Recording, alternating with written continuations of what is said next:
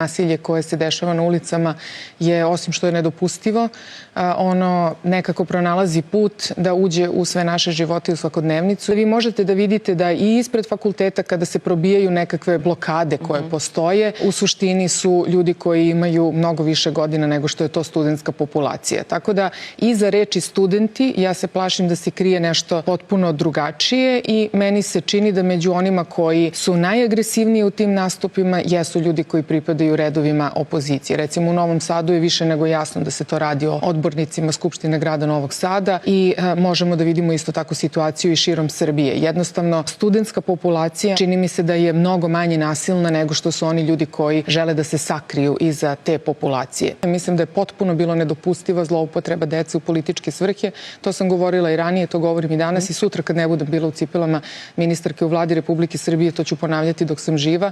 Ja mislim da je apsolutno nedopustivo da osnovci i srednjoškolce i da koriste odrasli ljudi, da se iza njih kriju da bi ostvarili svoje političke ciljeve. Pre ili kasnije sve ove krizne situacije i ratne, u mnogo gorim ratnim zonama i situacijama se završavaju dijalogom i ne vidim razlog da, i ne vidim u stvari da nema Srbija potencijal da razgovara. Volela bih da se svi podsjetimo da smo mi ipak jedna moderna država koja može razgovorom da rešava probleme i da smo imali neke situacije u prošlosti koje smo na sličan način rešavali.